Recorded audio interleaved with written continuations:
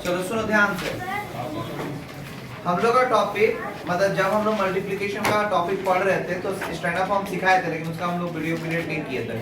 तो उसमें हम स्टैंडर्ड फॉर्म को पहले मल्टीप्लाई वाला का 2 क्वेश्चन बता देते हैं, उसके बाद डिवीजन रूल स्टार्ट करेंगे। ठीक है, समझ आया बात? तो स्टैंडर्ड फॉर्म में पहले लिखो हेडिंग तो questions related to standard form, questions related to standard form, questions related to standard form. लिख लोगे तो बताना। Questions related to standard form.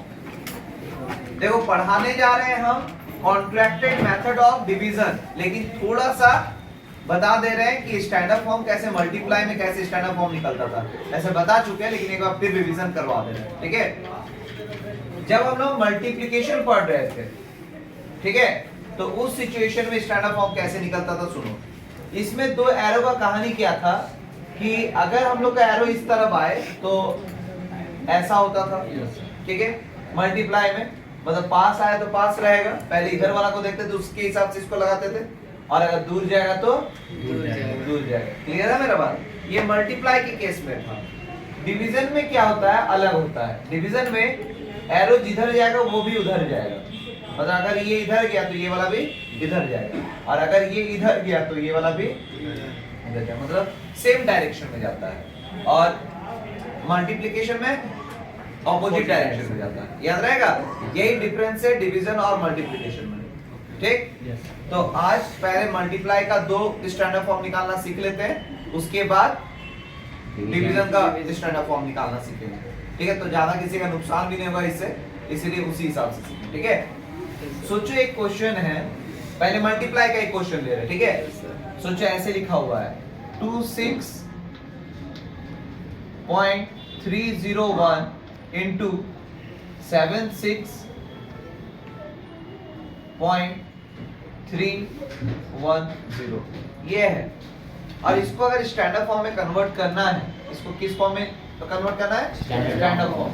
तो हम लोग जानते हैं कि हमेशा राइट हैंड साइड वाला जो नंबर्स है उसका 1 डिजिट के बाद डेसिमल लाना है। तो 1 डिजिट मतलब 7 के बाद डेसिमल लाना है, तो 7 के बाद डेसिमल लाने के लिए हम लोग क्या करेंगे? हम लोग एक घर आगे आएंगे। तो हम लोग जानते हैं कि जितना स्टेप ये जाएगा उतना ही स्टेप वो भी जाएगा, और एरो अगर इस तरफ रहेगा तो एरो किधर जाएगा? इस ऑपोजिट में जाएगा, मतलब एक घर ये इधर जाएगा। बात समझ में आया? तो इसका मतलब इसका स्टैंडर्ड फॉर्म क्या हो जाएगा? 263.01 into 7.6310।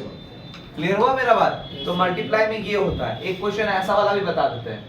सोचिए एक क्वेश्चन तुम्हारे पास है कि 452.31 into 0.00321, ये रहा क्वेश्चन। ठीक है, अब देखो 1 डिजिट के बाद लाने के लिए हमको कितना घर जाना पड़ेगा? 3 घर ना, 2 को 0 और 3 मतलब 3 स्टेप आगे जाना पड़ रहा है। तो अगर एरो राइट की ओर जाएगा तो ये किधर जाएगा? लेफ्ट की ओर, ऑपोजिट डायरेक्शन में जाता है, मतलब ये भी कितना घर जाएगा? 3 घर जाएगा। अगर 3 घर ये गया तो 3 स्टेप ये भी तो जाएगा। तो क्या हो जाएगा स्टैंडर्ड फॉर्म में? 0.452331 मल्टीप्लाई 3.21। अब क्लियर है?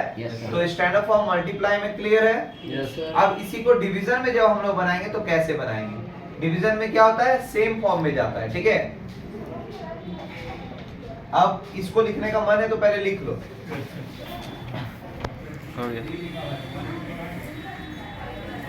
लिखो चैप्टर का नाम, मतलब ये मल्टीप्लाई का इसलिए बता दी कि एक बार रिवीजन हो जाए, दिमाग में रहे। ठीक है, इसके बाद चैप्टर का नाम लिखो contracted method of division. Contracted method of division chapter का नाम लिखो, नया चैप्टर है, लिखो contracted method of division. Division का स्पेलिंग DIVISION, डिवीजन। ठीक है, हो जाएगा तो बताना। अभी जो भी हम लोग निकालेंगे सबका स्टैंडर्ड फॉर्म निकालना है। ठीक है, लिखो ऊपर हेडिंग दे दो questions related to standard form, questions related to standard form. Chapter number 3 है। ठीक है, questions related to standard form.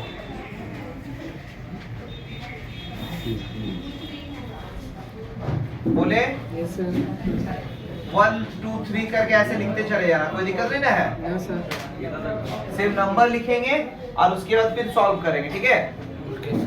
इसको मिटा दें। Yes sir. सिर्फ ये रूल हम लोग को याद रखना है, ठीक है। एक बताते हैं, फटाफट तुम लोग बनाते जाना, ठीक है।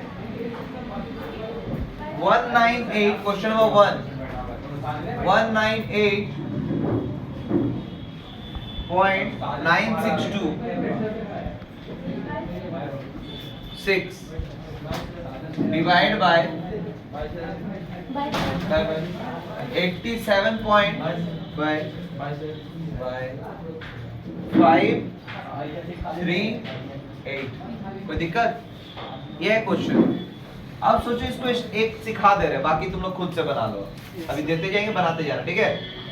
इसका हमको स्टैंडर्ड फॉर्म चाहिए। क्या चाहिए? Standard form. तो कैसे कन्वर्ट होगा? इसमें भी देखना इधर ही साइड पर, और एक डिजिट के आगे लाना है। तो एक डिजिट के आगे लाने के लिए एक घर स्टेप जाना पड़ रहा है।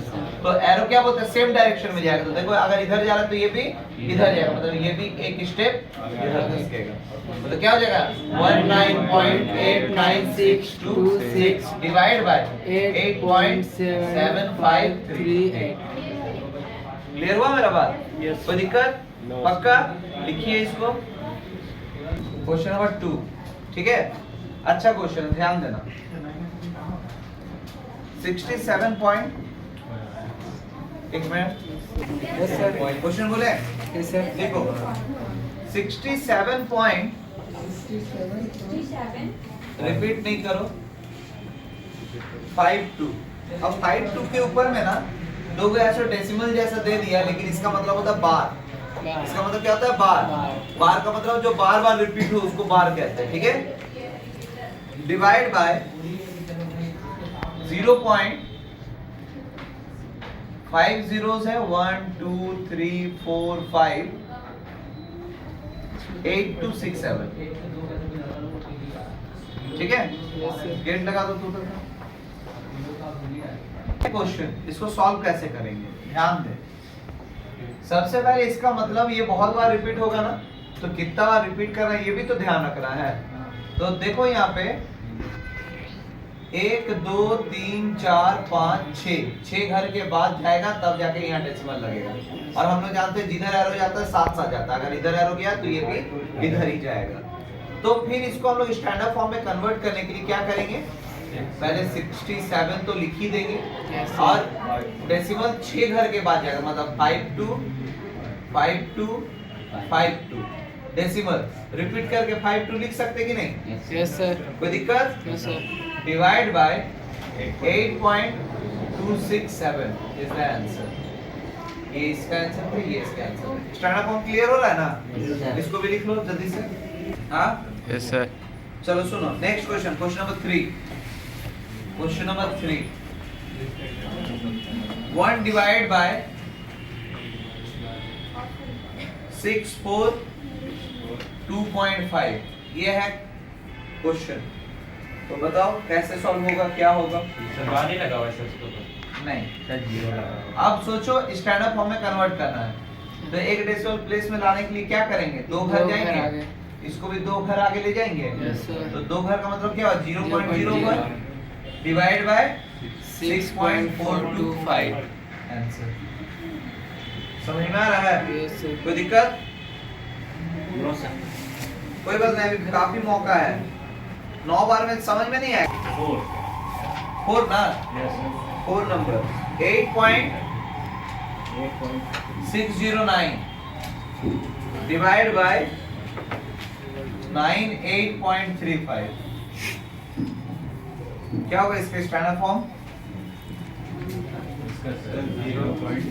0.8609। एक घर जाना पड़ रहा है तो ये भी एक घर जाएगा। तो 0.8609 divide by 9.835 is the answer.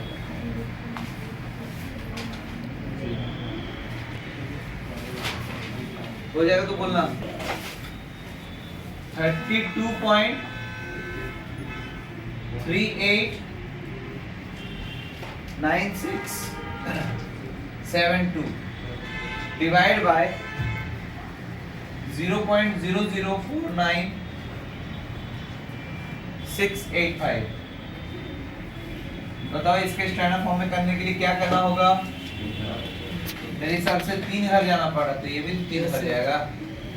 तो 32389.672 डिवाइड बाय 4.9685। समझ में आया क्या? Yes, sir. लिख लो। 6 नंबर क्वेश्चन।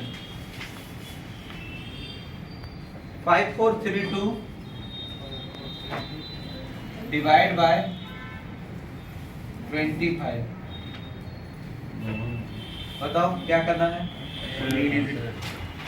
स्टैंडर्ड फॉर्म में लाने के लिए इसमें 25 को पहले देखेंगे, कुछ नहीं मतलब डेसिमल यहाँ पे है, तो यहाँ पे लाने के लिए एक घर जाना पड़ेगा, तो ये भी कहाँ जाएगा? एक घर आगे जाएगा। 5432 divide by 2.5 is the answer. कोई दिक्कत है? No, sir. पक्का? 92.3895 3895 डिवाइड बाय 226.725। कोई दिक्कत है? No, sir. इसका स्टैंडर्ड फॉर्म करना है हमको। 2 घर आगे जाना पड़ रहा है, तो ये भी 2 घर आगे जाएगा। 0.923895 डिवाइड बाय 2.26725 आंसर। क्वेश्चन 9.488 लिखो। 9.488. 488 362 डेसिमल प्लेस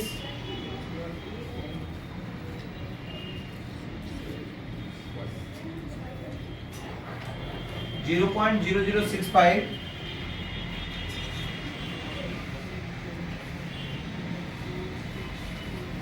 8972। कितना घर जाना पड़ रहा है? 3 तो ये भी 3 घर जाएगा, तो स्टैंडर्ड फॉर्म में क्या हो जाएगा? 9488.362 डेसिमल 6.58972। लास्ट क्वेश्चन आज 9 नंबर। 0.049 04985 divide by 6886 decimal 412। बताओ इसका कहाँ जाएंगे? Sir, तीन। आगे, तो ये जिधर जाएगा ये भी उधर जाएगा, तो स्टैंडर्ड फॉर्म में क्या हो जाएगा? 3 जीरो आगे, 0.00049858 डिवाइड बाय 6.886412। समझ में आया क्या? तो ये था डिवीजन मेथड का स्टैंडर्ड फॉर्म बनाने का नियम। समझ में आ गया? तब जाके आगे क्वेश्चन बताएंगे इससे रिलेटेड। ठीक है? मल्टीप्लाई का